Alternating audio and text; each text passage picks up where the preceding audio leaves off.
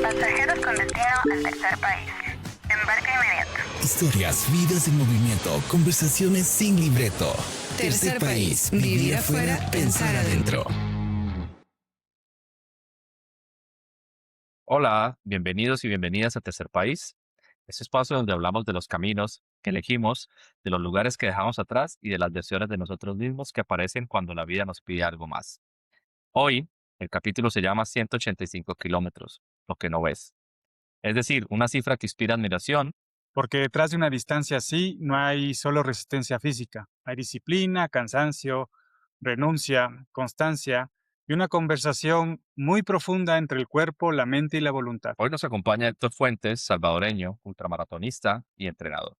Un hombre que ha hecho del correr una forma de vida y que además de acumular logros que impresionan, también representa algo que interesa mucho en este podcast. La decisión de hacer algo distinto cuando la mayoría escogería el camino cómodo. En Tercer País siempre insistimos en que no solo existe el país que uno deja y el país al que uno llega.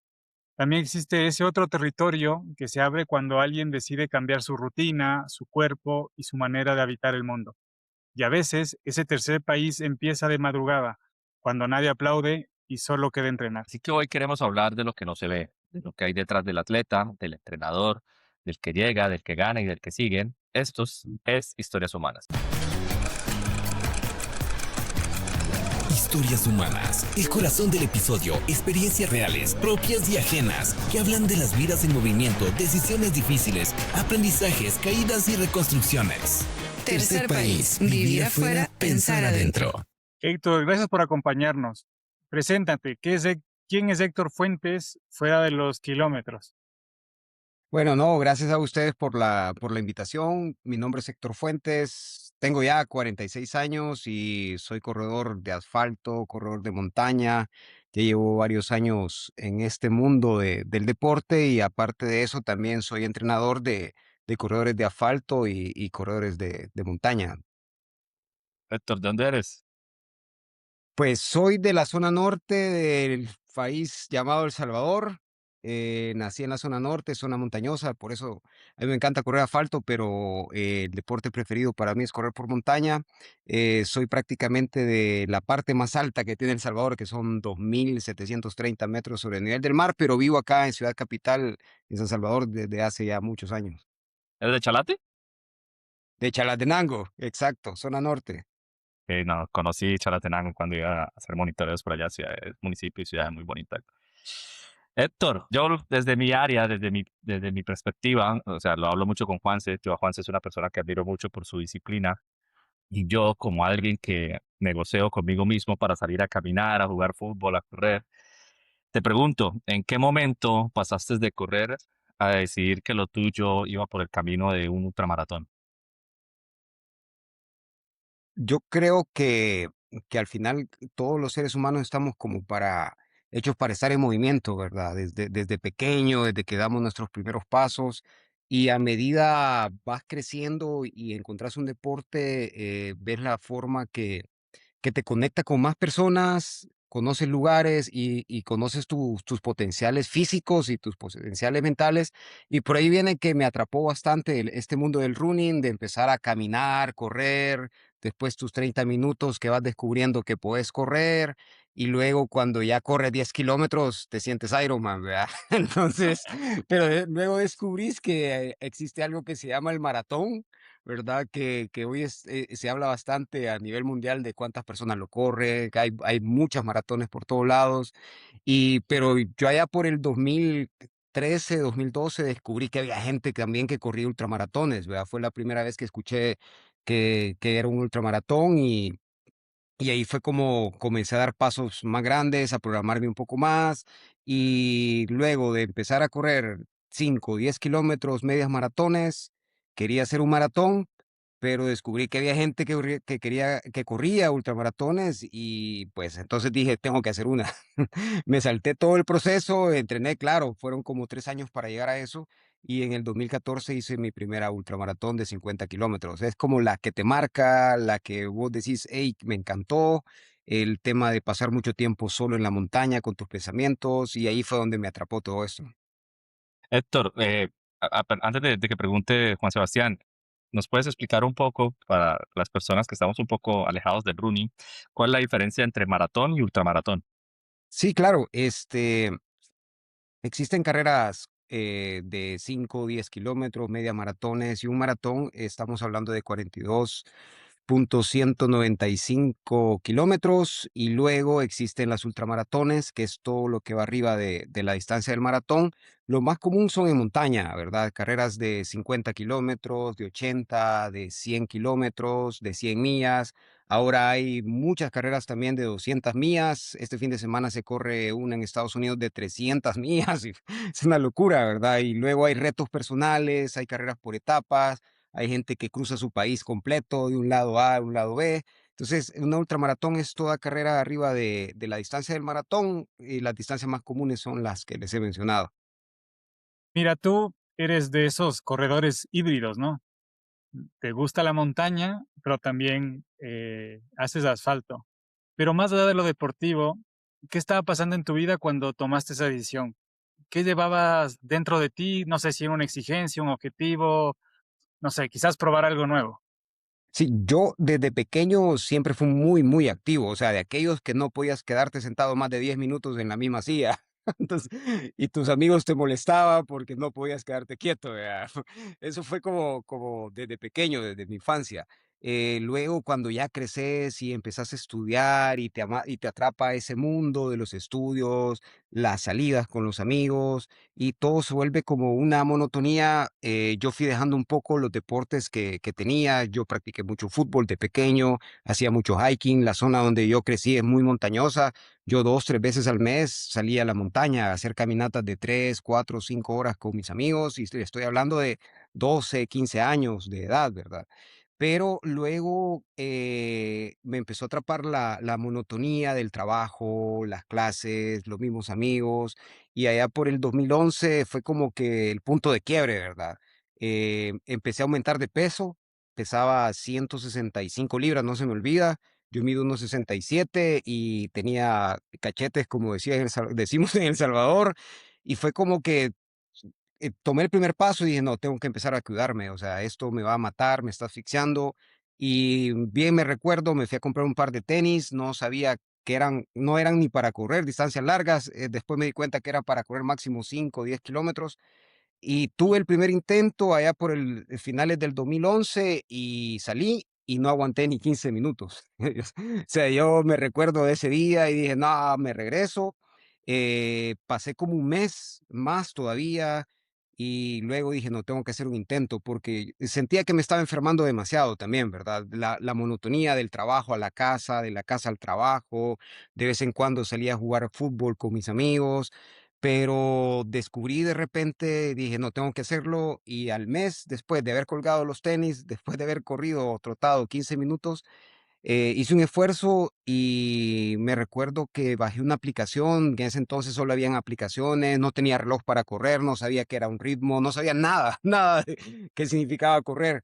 Pero cuando bajé esa aplicación, como a la semana que ya había corrido, ya había salido 3 veces a la semana entre correr, caminar, descubrí que podía correr 5 kilómetros y cuando yo vi eso dije, wow, o sea, son 5 kilómetros, jamás pensé en mi vida que corría 5 kilómetros. Y ahí empecé y me atrapó, ¿verdad? Pero prácticamente ese cambio que me llevó a este estilo de vida fue prácticamente salir de la monotonía, ¿verdad? Tratar de dar un cambio. Vi los cambios prácticamente como a los par de meses empecé a bajar de peso. Y en tu trabajo, yo en ese entonces trabajaba en el sistema financiero salvadoreño, entonces la gente te empieza a notar los cambios y dice, hey, ¿qué estás haciendo? ¿Verdad? O sea, te veo con mejor energía, venís más temprano al trabajo, ¿verdad? Está Entonces más todo guapo. eso, sí, ¿verdad? Entonces al final esas cosas como que te empiezan a atrapar ese estilo de vida saludable, ¿verdad? Hay varios factores que la gente no ve, por ejemplo, primero el esfuerzo. Cuando ya estás bien metido, ¿verdad? Como Juanse en maratones, entrenar un maratón es muy difícil. Ayer le decía a uno de mis alumnos que va a correr su primera maratón, que estábamos viendo cómo va con sus entrenos. Le digo, mira, lo más difícil no es el correr el maratón, como dicen. Lo más difícil es enfocarte en ese proceso. Entonces, primero lo que no se ve es esfuerzo de levantarte en las madrugadas. Aquí no hay frío en El Salvador, o sea, lo menos que llegamos es a 16 grados allá por enero, pero levantarte después de tener una noche que tal vez no dormiste bien, que tenías algo del trabajo, ¿verdad? O tu familia, se te enfermó alguien. Entonces, luego ponerte los tenis y que te toquen 20 kilómetros mañana y que sabes que no debes de fallar porque si no, al final vas a padecer más el día de la carrera. Esas son de las cosas que la gente no ve. El tema de repente que no quisiste levantarte porque, o no querías levantarte porque estaba muy difícil el día anterior, pero después te das cuenta que cuando ya hiciste el calentamiento a los 2, 3 kilómetros, y decir, ¿qué es esto? Hace 15 minutos no quería, ¿verdad? Y ahora mi cuerpo se volvió a sintonizar con mi cerebro, ¿verdad? Los músculos comienzan a trabajar. Entonces, al final, quizás lo que no se ve muchas veces es el esfuerzo, y no solo tuyo, sino que también de toda la gente que te rodea, ¿verdad? Tu familia, el núcleo familiar hace un esfuerzo bien grande. Entonces, yo por eso siempre le digo a la gente, o sea, en las carreras no solo estás tú, o sea, está involucrada muchas personas, empezando desde tu esposo, tu esposa, tus hijos, tus padres, el trabajo, ¿verdad? El apoyo también incluso en el ámbito laboral. Son varias cosas que la gente no ve, y lo otro que quizás es bien fundamental, que no vemos de nadie, es porque es bien, bien interno, las ganas de querer hacer todos los días las cosas de la mejor manera, ¿verdad? Dar lo mejor de ti en cada entreno, aún así sean 30 minutos lo que te tocaba de correr fácil. ¿Verdad? Héctor, has dicho cosas que bueno, que me tocan también porque cuando uno empieza a entrenar, pues claro, sigue siendo esta batalla. Yo siempre digo que los 2 primeros kilómetros son una batalla mental porque el cuerpo, el cerebro sigue preguntando quién te persigue o a dónde nos atrasamos. Y Sí. durante 1 hora de entrenamiento eso no pasa.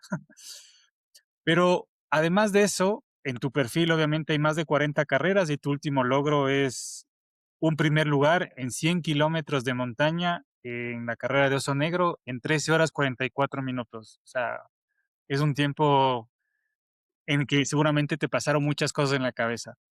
Pero cuando una persona acumula resultados tan fuertes, es fácil quedarse solo con el logro. Pero humanamente, ¿qué sacrificios o a qué renunciaste o qué momentos difíciles tuviste en el camino? Porque también estoy seguro que en 13 horas 44 minutos has pensado muchas cosas. Sí, pasan muchas horas en este tipo de carreras, ¿verdad? Y además así pasan muchos pensamientos, desde que seré capaz de lograrlo, porque también siempre hay dudas, ¿verdad? Tú te preparas por meses, sales, pero allá por el kilómetro 30, después de haber pasado 5 horas, te empezó a doler un cuádriceps, porque era una carrera bien técnica y empiezas como las dudas, o sea, y empiezas como a jugar con tus pensamientos, ¿verdad? Entonces, 13 horas, 14 horas corriendo corriendo, caminando, porque no todo el tiempo que se corre, ¿verdad? Es complicado en la montaña mantener un ritmo por tantas horas. Pasan muchos pensamientos, pero sobre todo es cómo lo voy a contraatacar cuando me vengan esos dolores. El tipo de carreras largas es para gente que es resiliente y que logra poner las cosas no tan buenas a su favor y pensar más adelante que todo es pasajero. Eso lo aprendí ya desde hace varios años, y cuando me viene un dolor de repente, o sea, sé que va a pasar. Si no lo traías en entrenamiento, si no lo traías 3 semanas antes, o sea, es mental. Es tu mente la que te está dudando y te va a decir, hey, ¿por qué me estás haciendo esto? Quiero parar. Entonces, al final, sí es como un camino largo, pero los beneficios son bien grandes. Primero, porque pasas mucho tiempo, yo le llamo meditación en movimiento. eh, Pasas pensando y qué te impulsa en el camino, te vienen pensamientos de tu infancia, de la gente que te ha acompañado en ese proceso. En mi caso, yo le cuento a la gente, mis dos padres fallecieron, mi papá falleció en el 2021 de COVID, ha sido una de las experiencias más difíciles que a mí me ha tocado pasar en mi vida porque no me pude despedir de él. Yo tenía una gran relación con mi papá, y hace año y medio falleció mi mamá de cáncer. ¿Y yo qué hago ahora en estas carreras? Los veo a un lado y les digo, jálenme, o cuando yo voy más rápido, les digo, yo lo jalo. Entonces al final van pasando las horas y tú vas jugando con tus pensamientos, vas tratando la manera, algo que me funciona bastante también, por ejemplo, en estas carreras tan largas, es como que si tengo señal, le hablo a mi esposa, a Damaris, a mi compañera de vida, voy bien, no se preocupe, o sea, y no lo hago para que ella se sienta mejor, quizás lo hago para yo sentirme mejor. escuchar la voz de alguien, ¿verdad? Por ejemplo, ahorita en enero que fui a correr Oso Negro, me separé del kilómetro 35, íbamos 4 personas en el de 100 kilómetros, los primeros 4 lugares, y en el 35 decidí la manera de apretar un poco más y corrí alrededor de 8 horas solo. Entonces, imagínense pasar 8 horas, me ponía los audífonos, me los quitaba, hablaba demasiado con mi mente, pero al final toda esa parte de estar solo en la montaña, a la intemperie, también te hace más fuerte y la siguiente carrera sabes que la vas a manejar mejor, ¿verdad? Son cosas que pasas en carreras tan largas y creo que no hay entrenamiento que te prepare para eso. Simplemente los años de experiencia y la madurez mental que vas a ir logrando es la que te va a ayudar a terminar en mejor estado esas carreras. No, súper interesante esa carrera de 100 metros. Yo hice el año pasado una caminata de 80 kilómetros, pero fue en un día y medio, ¿no? Atravesé la Sierra Madre de aquí, que alcanzaste a conocer una parte de aquí en Monterrey. Sí, Pero pues sí, es a tu ritmo, ¿no? Es caminar, es lograr el destino que tú tienes que llegar y las paradas y no hay un cronómetro o una meta personal. La meta personal es sí, solamente sí. llegar, pero sí hubo partes por el calor, porque aquí hace un calor muy fuerte. Me imagino que, bueno, en la época que viniste estaba haciendo frío, pero sí juega tu mente con esto de por qué estoy haciendo esto, ¿no? No, Héctor, y perdón, pero cuando vas también adelante en carreras regionales, casi siempre voy en el primer pelotón. Ya cuando vas a Europa y Estados Unidos hay mucho más nivel y es muy difícil seguirle ritmo a esa gente, ¿verdad? Estás como 2, 3 grados abajo de ellos.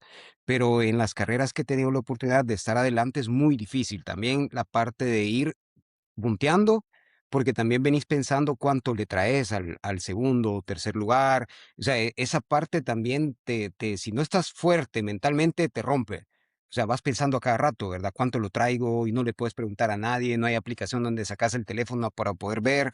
Es un juego mental bastante. sí, Héctor, te quería preguntar algo y justamente que hablas ahorita del tema de la salud mental. Nosotros tuvimos un episodio hace algunos capítulos, hablábamos con una psicóloga amiga también salvadoreña, en la que teníamos estos tabús de que si el deporte es terapia, ¿no? Entonces ella nos decía que son herramientas, ¿no? Que el deporte es una herramienta que te sirve como terapia.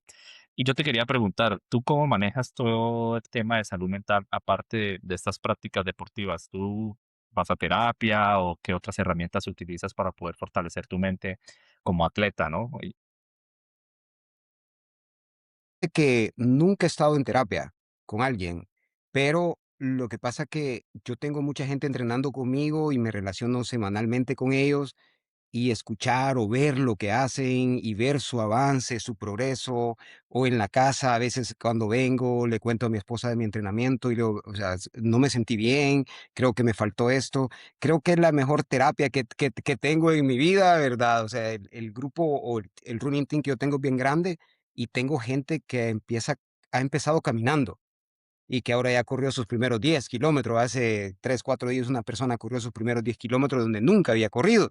Entonces, cuando yo veo eso y todas las semanas que agarro la computadora y empiezo a trabajar en sus planes de entreno, del maratón que van y veo el esfuerzo y veo que han mejorado, eso para mí es una mejor fuente de motivación, ¿verdad? Pero sí, normalmente de las cosas que sí hago es ver muchos videos de las carreras que voy y me veo cruzando la meta, veo la parte, digamos, de la mitad de la carrera y me imagino y veo los tiempos que voy a estar. Y luego también de las cosas que me sirven bastante escuchar mucho podcast de gente experta, ¿verdad? En salud mental, en nutrición deportiva, entrenadores, fisiólogos deportivos, porque a mí me encanta bastante la fisiología. Entonces son de las cosas como que me mantienen, pero sí, digamos que como que es bien intrínseca. Sé que tener a alguien a la par te va a ayudar bastante, pero hasta ahorita no he llegado a eso. O sea, sí es una gran parte que te puede ayudar, pero sí trato la manera de que lo que me rodea lo pongo a mi favor, ¿verdad? Para que sentirme motivado. Héctor, justo hablaste de tus estudiantes y del club del que también soy parte, ATP Run. Y obviamente hay un juego que es inevitable, tus metas como entrenador y las metas de tus alumnos.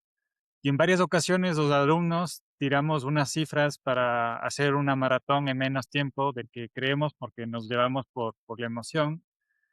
Pero, ¿cómo logras tú manejar un equilibrio entre lo que tú ves como entrenador, obviamente tú ves las cifras, tú ves los números semanales, ves quién cumple, quién no cumple, y respetar el proceso del estudiante sin desmotivar. O sea, ¿cómo logras como que todos los engranajes vayan ahí moviéndose de la misma forma? Sí, a lo largo de los años, porque yo entreno gente desde el 2017, ya son varios años. eh, eh, Creo que lo que más me ha funcionado para eso es hacer como bloques de las personas que quieren lograr un gran tiempo en base a su esfuerzo y los que les encanta correr y solo quieren terminar la carrera, pero respetado el tiempo. Entonces, a lo largo de los años he descubierto aquel que todos los días se levanta a las 5 de la mañana, si está lloviendo, si hace frío, y él me dice, quiero hacer 3 horas 30, 3 horas 20, y veo que lo está haciendo su esfuerzo, entonces digo, él está para eso y tengo mi carpeta donde tengo ese tipo de gentes y es como que el que más le voy a exigir. Luego, una de las claves que me ha servido también es como que cada persona es muy diferente. O sea, está el que no le gusta que le haga test. Tengo como a 3, 4 personas que me dicen, no me hagas test. Bueno, tú mandas, ¿verdad? Sí, es que me estreso. Me Yo no estreso soy de con ese los grupo. me estreso con los test. Luego está la gente que ya quiero hacer mi primera maratón, pero mira, solo quiero que me guíes, no quiero estar lesionado, no quiero cruzar la meta mal con un dolor de espalda o lesionado. Y luego está el que me dice, Sebas es exigente y me dice, mira, yo quiero hacer tanto y creo que lo puedo lograr. Entonces, ya con el corredor más exigente consigo mismo como Sebas, entonces tengo que demostrarle con números y decirle, tenés que ser conservador, porque normalmente cuando corremos, nuestras expectativas siempre van a ser bien altas. Y más que venís de las semanas de descarga o tapering, tu cuerpo está descansado, dormís un poco más, no hay dolores musculares y todos creemos que podemos lograr 3 horas porque estoy entrenado para 3 horas. Pero la clave es como en este deporte entendido con los años ser conservador, ¿verdad? Entre más conservador, no ser como una persona pasiva, ¿verdad? Sino que tenés que ser conservador en base a cómo está tu rendimiento. ¿Entrenaste el 100%? Sí. Ok. ¿Te lesionaste? No. Entonces, la nutrición la manejas bien, estás en descarga, le pegamos al tiempo. Pero si fallaste en una de esas cuatro, o sea, mejor andate 5 minutos, 10 minutos más arriba, ¿verdad? Porque tal vez no le diste mantenimiento al cuerpo, allá por el kilómetro 32, 35, 38 te va a empezar a doler todo, que no te dolía. Si no manejaste bien la nutrición, entonces te va a ir mal desde la primera hora y media o al pasar la primera hora y media de carrera. Si no entrenaste un 70% para el maratón, ¿verdad? O sea, definitivamente es bien difícil que logres el tiempo. Entonces yo creo que a lo largo de todo este tiempo, lo que me ha servido bastante entender que cada cabeza, como decimos, es un mundo diferente y tener mucha paciencia para explicar a la gente cómo está, ¿verdad? ¿Por qué tal vez no logres ese tiempo? Intentemos la siguiente carrera. Y también esa es la parte de que me ha servido de mucho éxito porque el club, la gente que tengo gente que tiene 7 años de entrenar conmigo. ¿Verdad? Y eso para mí es como, wow, ya 5, 6, 7 años de entrenamiento y ahí es donde veo los resultados más de la gente, ¿verdad? A partir del tercer año, de alguien que entrena conmigo, ya lo empiezo a ver cómo va mejorando. Al principio todos mejoran, pero entre el tercer y quinto año dan es un salto cualitativo bien, bien grande. Doctor, sí, mira, yo te quería preguntar algo, ya que eres atleta y también eres profesor. Yo conozco también algo del tema de la disciplina por tus amigos como Juan Sebastián y como Nissan, de cómo es esta disciplina para ser atleta o para participar en maratón, ¿no? Yo he corrido, no lo voy a mentir, no he hecho maratones, eso sí, pero pues sí he corrido por salud, como tú lo decías inicialmente, ¿no? Creo que es uno de los deportes que puedes practicar fácilmente en ciertos lugares o en ciertas partes que no te genera ningún gasto adicional más que tener las ganas de ir a correr, ¿no? Hace unos años vivía en Costa Rica y vivía en un parque cerca y siempre iba a darle vueltas al parque como salud. Pero hablas algo muy importante que es la disciplina y constancia y hay tabús que también generan las partes de la disciplina y cómo entrenar, ¿no? Por ejemplo, si te gusta, no sé, los fines de semana salir a bailar, si te gusta salir a tomarte una cerveza, tú como profesor, ¿cómo abordas estas, digamos, costumbres o prácticas que tienen tus estudiantes cuando quieren cumplir algún objetivo o meta o cómo lo logras abordar desde esa disciplina, ¿no? O sea, si eres impositivo, el que le dices, oye, no, no deberías tomar, o tómate una cerveza, o madruga, o cada estudiante es independiente de tomar las decisiones que tú pones sobre la mesa al momento de entrenar. Sí, a mí lo que me encanta y lo que le digo a la gente es equilibrio. O sea, yo creo que alrededor de nuestra vida siempre debe existir un equilibrio para todo. Y no te debes de poner restricciones, o sea, no puedes ir por la vida restringiéndote todo. Conozco atletas profesionales que se dedican 100% al deporte, que cuando ves después de una carrera, se toman sus 2 semanas de descanso, de recovery, no quiero saber nada de lo que estoy haciendo, tal vez solo mis 2, 3 corridas, y celebro mis triunfos con mi familia, ¿verdad? O con mis amigos. Creo que al final, si tú llevas un equilibrio en tu vida, te vas a sentir bien y vas a rendir en todo. No puedes, a veces, sin criticar mal a las personas, vas a un restaurante y ves gente tomándole fotos a lo que come. Yo nunca he estado de acuerdo con eso, pero lo respeto, ¿verdad? O sea, es como, a veces también me pregunta la gente, ¿y comes pupusas? Las famosas pupusas de nuestro país. Claro, como pupusas, ¿verdad? Pero sé en el momento del día que lo puedo hacer mejor para poder comer pupusas, especialmente en mi desayuno, yo lo incluyo, ¿verdad? Pero en ese sentido no soy restrictivo con la gente, simplemente trato la manera de decirle, mira, si dormís menos de 6 horas, no vas a rendir, ni en tu trabajo ni en el deporte. Si te gusta la parranda, es bien difícil que logres completar un maratón porque el maratón exige que por lo menos entrenes 4 o 5 veces a la semana y no te vas a levantar. Y más si salís los viernes, el sábado haces el largo o el fondo el domingo, es muy, muy difícil. Pero a lo largo de los meses o los años la gente va entendiendo y va adoptando un estilo de vida más saludable y ya trata la manera de buscar otro círculo de amigos, ¿verdad? Entonces, la mayoría corren, entonces al final vas cambiando tú mismo, pero también eso es bien bonito porque la gente empieza a notar ese cambio. Y si antes te gustaba la parranda, ¿verdad? Y salías viernes a las 12 de la noche, hoy salís viernes a las 9, es de 7 a 9 porque tenés que entrenar al siguiente día. Pero sí creo que al final lo que importa es el equilibrio que logras en tu vida. No puedes ir todo el tiempo restringiéndote cosas, pues no pienso de esa manera. Héctor, tiene una pregunta en nuestra mente. Correr es para todos. Tu carrera más larga ha sido 185 kilómetros en Puerto Vallarta. La hiciste en más de 29 horas y quedaste en un séptimo lugar. ¿Qué es lo que parecería fácil hablar de 185 kilómetros cuando ya lo has hecho? Pero no es lo primero que uno piensa, ¿verdad? Sino sin rodeos y yendo directamente, ¿tú crees que todos podemos correr? ¿Es un deporte para todos? No, y sí, sí, no. Eh, Todos podemos correr, pero no todos podemos correr tan largo, ¿verdad? O va a depender lo que te guste, o no todos podemos ser bien rápidos.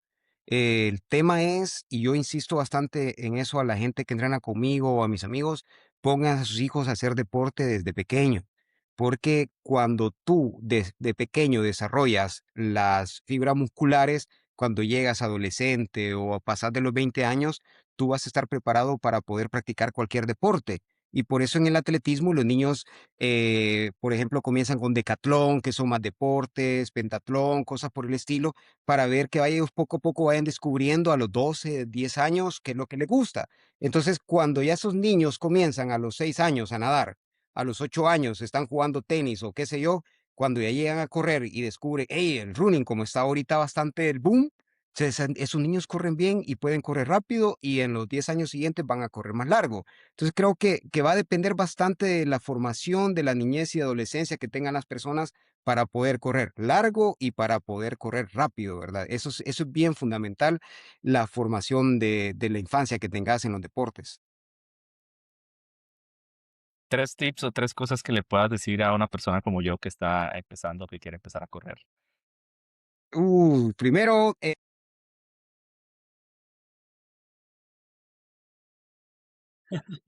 De manera general, no, no solo para mí, hablámoslo un poquito de manera general. Por ejemplo, si nos está escuchando alguien o nos está viendo alguien y emociona, porque a mí me emociona el tema de correr y más que todo por el deporte o por lograr una meta, sino también por crear una disciplina, ¿no? Yo siempre he visto al hacer deporte o cualquier actividad física como un tema de disciplina, pero obviamente siempre como tú dices, sí, lo decías al inicio, pararte en la mañana temprano cuesta, porque pues también tienes que distribuir tus horarios basado en la realidad en la que vives, ¿no? O sea, yo no voy a vivir ahorita siendo atleta porque pues no lo empecé desde una edad temprana, pero sí quiero generar esos espacios de rutina para mí y pues pararte temprano digamos que es una de de las cosas más difíciles que puede llegar a pasar, ¿no? Pero por ejemplo, una persona que te contacta y te dice, oye, mira, quiero empezar a correr, qué me recomiendas o qué le dirías a esa persona que quiere empezar a correr independientemente, no sea a nivel profesional, sino por salud?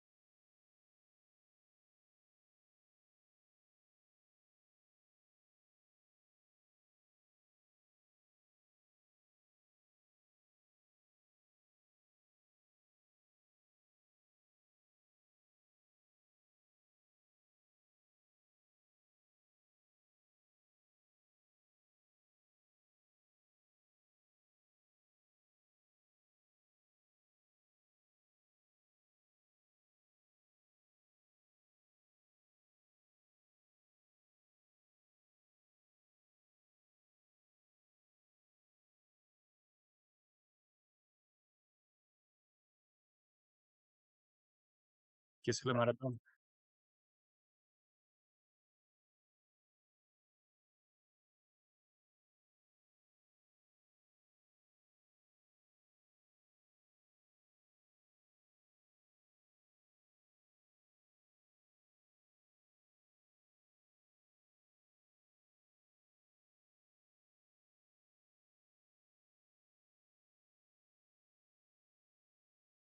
Ah, Héctor, gracias, doctor.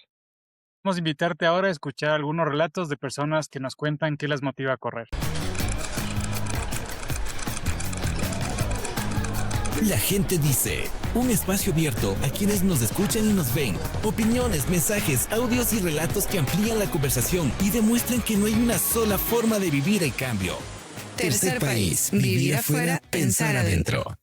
Hola, mi nombre es Leslie Miranda, tengo 34 años. Mi motivación para correr inició hace aproximadamente 13 años. Siempre me he considerado una persona muy activa. En el colegio me gustaban mucho los deportes, estuve en el equipo de voleibol. En la universidad hacía mucho spinning y luego se dio la oportunidad de hacer mis primeros 5 kilómetros. Recuerdo que me gustó todo el ambiente que se sintió, la alegría del día de la carrera, después de la carrera, el recibir una medalla, fue algo muy, muy bonito. Luego seguí corriendo 5, 7, 8 kilómetros, pero al poco tiempo de haber iniciado, me diagnosticaron una enfermedad que se llama púrpura trombocitopénica idiopática, que es una enfermedad que baja los niveles de plaquetas más bajo de lo normal. Y pues tuve que parar por un momento, eh, me desmotivé un poco, sin embargo no me quise quedar ahí y pues decidí y me asesoré también con un doctor para poder seguir llevando las dos cosas de la mano. Y pues es así como luego esa motivación cambió, fue ya el poder saber de lo que era capaz mi cuerpo de hacer y de sobrellevar. Y desde ese momento no he parado. Me ha gustado mucho saber que tanto el cuerpo y la mente están muy conectadas para poder eh, retarse, para poder seguir, sobre todo en distancias largas. Eh, He comprobado mucho que el poder de la mente es muy, muy fuerte. Aún sintiendo de que las piernas flaquean o que uno ya no quiere seguir, la mente tiene que estar muy, muy bien entrenada para poder llegar a la meta. Y pues mi siguiente meta es para la Maratón de Buenos Aires, que es el 20 de septiembre de este año. Así que ahí lo vamos a dar todo. Primero que nada, buenos días, mi nombre es Juan Carlos. Tengo aproximadamente 6 años como corredor. Cuando inicié, mi principal motivador fue por salud. Luego, al seguir practicándolo, me di cuenta de todos los beneficios que nos brinda. La calidad de vida mejora, es como rejuvenecer y es una forma saludable de botar el estrés diario. Si me preguntas qué me motiva ahora, sería el perseguir una mejor versión de nosotros mismos, culminar nuevos retos y entender que es donde el cuerpo se cansa, pero la mente descansa. Disfrutar este proceso, que habrán días malos, habrán días buenos, pero la disciplina es la que nos mantiene activos y el tener metas y objetivos claros nos dará la brújula a seguir. Mi próximo reto, objetivo sería una ultramaratón de montaña, 55K, ultra taco para el mes de mayo. Es un gran reto para el cual ahorita me estoy preparando. Espero realizarlo de la mejor manera y decir, misión cumplida, vamos por más. Hola, soy Ana Belén Vicuña y corro desde hace muchos años atrás, pero me pasaba que siempre botaba la toalla porque el correr me resultaba una actividad súper aburrida. Me dolían las rodillas, la cabeza se me abombaba de pensamientos y no era una forma de disfrute el ejercitarme de esa manera, así que siempre lo abandonaba, pero tenía un sueño y un objetivo deportivo que era hacer un triatlón, así que si no corría, obviamente no iba a poder hacer un triatlón y me proponía nuevamente volverlo a intentar. Y ahora ya voy 3 años seguidos, tengo una planificación, tengo mi entrenador, tengo mi equipo con el que comparto esta dinámica deportiva y estoy súper contenta de que este año voy a hacer mi primer Ironman 70.3. Ya corrí una media maratón a mitad de año, a que la razón por la que corro es justamente eso, el correr me desafía, el correr me saca de mi zona cómoda y creo que no hay mejor crecimiento que enfrentarse a situaciones así. Así que ahora lo disfruto.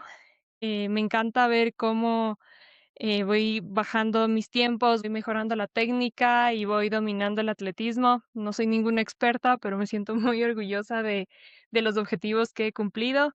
Y bueno, me ha costado mucho trabajo y aquí estoy por cumplir mi sueño. Así que motivarlos a todos a desafiar esas actividades que nos cuestan, que nos sacan de nuestra comodidad y al mismo tiempo nos llenan de satisfacción por los objetivos cumplidos.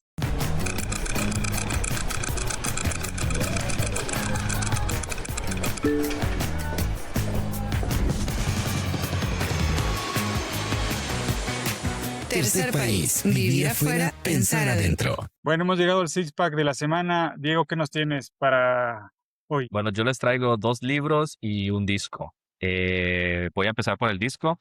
El disco Dark Side of the Moon de Pink Floyd. Grande. Bueno, Pink Floyd es una de mis bandas favoritas y este disco, pues, para las que no lo conocen, es una obra maestra, ¿no? Y mi canción favorita de este disco es You and Them. Súper recomendado.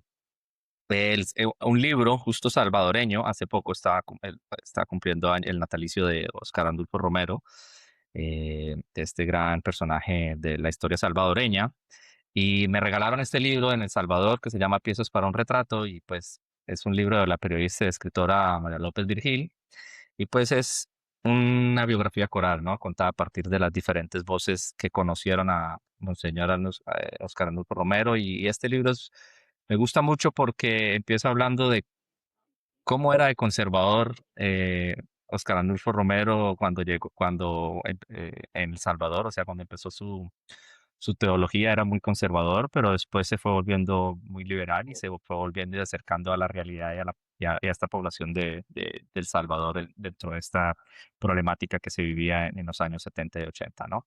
Un mártir de la historia salvadoreña y también, pues, es un gran libro para que lo vean desde diferentes voces las personas como lo veían y cómo lo conocieron y cómo se sintieron ser parte de la historia de Oscar Arnulfo Romero. Súper recomendado, es un libro de la UCA, lo pueden conseguir en la página de la UCA.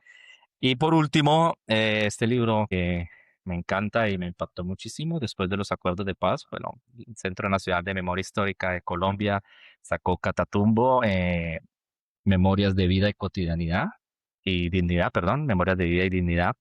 Esto es un libro, es una Biblia del Catatumbo, habla de toda la historia de esta zona norte fronteriza con Venezuela y todo lo que ha vivido el Catatumbo a nivel del transcurso de los años, ¿no? Desde la implementación de los pozos petroleros por parte de las compañías estadounidenses, desde eh, el los safaris que hacían los estadounidenses en Catatumbo para cazar indígenas, la problemática del narcotráfico, la guerrilla, paramilitares. Esas son mis tres recomendaciones para hoy. Y tú, Juanse, ¿cuáles son tus tres recomendaciones? A ver, tengo una película que está disponible en Netflix, 100 metros, es de una persona que tiene esclerosis múltiple y se mete a un Ironman.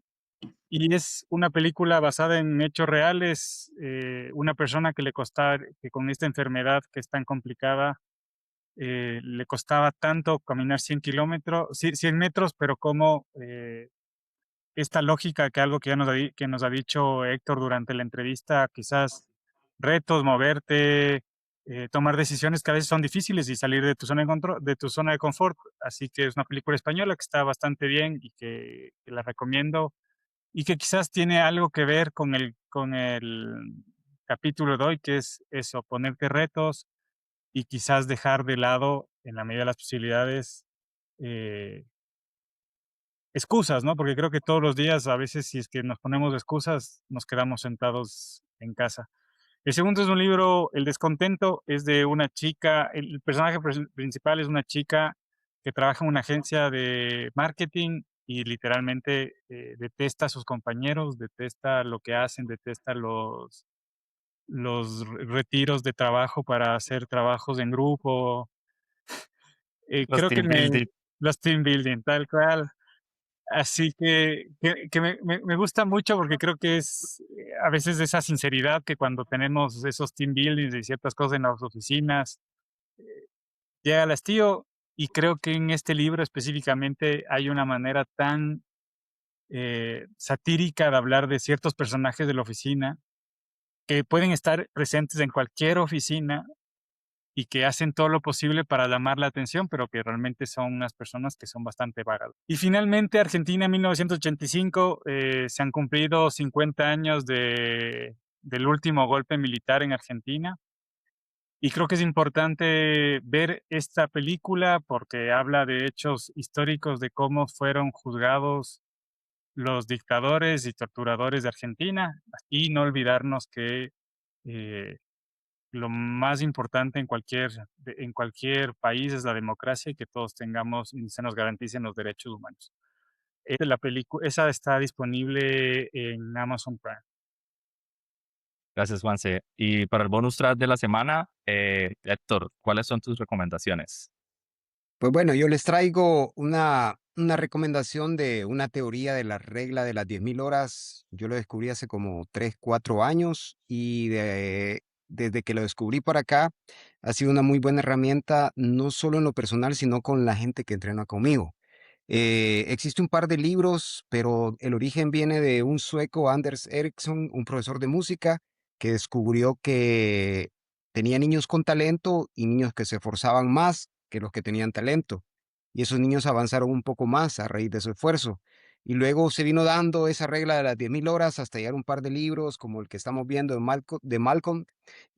Ahí, por ejemplo, entrevistó a Bill Gates y Bill Gates ya empezó a hablar del tema también de la regla de las 10.000 horas y cuando tú ya empiezas a ver en tu trabajo que para ser experto en algo en tu trabajo mínimo necesitas 10.000 horas, que estamos hablando de repente, si trabajas 40 horas, ¿cuántos años pueden ser para que tú seas experto en tu trabajo? De igual manera, en cualquier ámbito de nuestras vidas, y yo lo veo como atleta y como entrenador, por ejemplo, los primeros 5 años para mí como deportista o como atleta, pasé lesiones, pasé a mejorar mis marcas.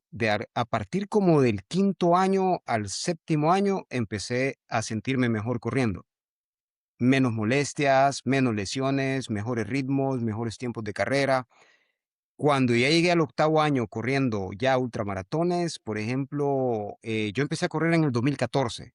Ahorita tengo que prácticamente en mayo cumplo 12 años de estar corriendo ultramaratones, pero hasta como el octavo año empecé a descubrir, y eso lo hago después de que descubrí estos libros, ¿verdad?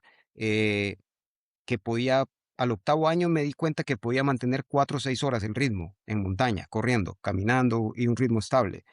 Pero ya hoy que tengo 10 o arriba de 10 años, yo te puedo correr 12 horas sin llegar directamente a la fatiga. Entonces, cuando ya ves todo eso de lo que has leído, dices, hombre, ¿y este tipo cómo descubrió eso? Entonces, muy buena recomendación. Véanlo en su trabajo, lo pueden ver. Los primeros 2 años vas a ser un novato, vas a cometer muchos errores, pero a medida tú pasas más tiempo en tu trabajo, pasas más tiempo entrenando, o padre, ¿verdad? Cuando tenés el primer hijo, o sea, puedes pasar muchas cosas y con el segundo ya vas mejorando, pero el segundo tal vez ya tenía 8 años cuando nació el segundo niño, o qué sé yo. Entonces, es muy, muy interesante. Para el que nunca ha escuchado de la regla de las 10.000 horas, eh, puede comenzar googleando o puede encontrar después el libro, ¿verdad? Para que empiece a tomarlo como algo que le va a enderezar más sus pensamientos y no de la noche a la mañana te convertís en un experto, pues necesitas muchas, muchas horas.